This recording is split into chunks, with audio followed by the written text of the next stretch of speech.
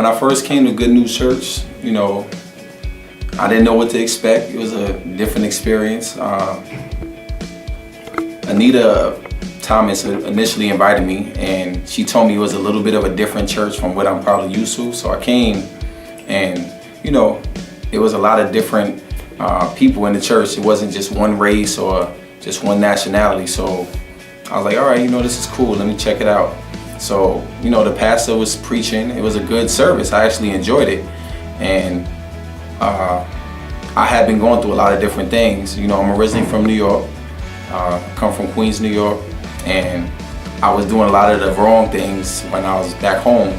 So when I came out here, I definitely needed some prayer.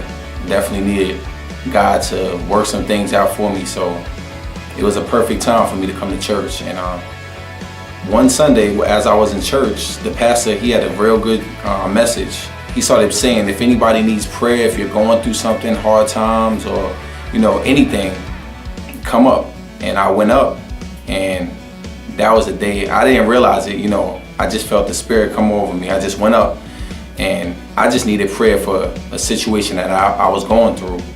And I went up there and told him what it was, and he prayed for me, and I actually got saved that day. And I confessed Jesus as my Lord and Savior that day. And I felt him working through me from that day on, but I didn't realize how important it would be up until this point. Before, I used to come every once in a while. I'll come every other Sunday, or I never would really come on Wednesdays, maybe once in a blue. But I told myself, I don't have to be in church every week or whatever. That was just me. I felt I wasn't ready for it. So, but since I've been back, I've been every Sunday and every Wednesday. And I started noticing that the more time I've been spending, the more he's been working in my life, for sure. I'm 34 years old, and for years, that's what I battled on. Like, I thought you had to walk this high and mighty road to be a Christian or just to worship God, and you don't know how wrong you are until you start feeling him working in your life. So give it a chance. What do you have to lose? What do you have to lose? The bad things in your life, because if you even questioning giving yourself to God or learning more about God, something is not right in your life in the first place. I come from a criminal background, so a lot of my friends, they respected me for that.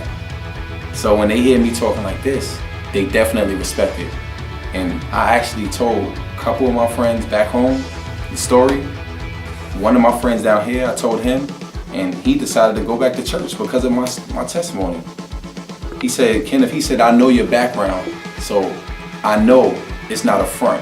And he's like, you don't know, God's been knocking on my door ever since you told me that story.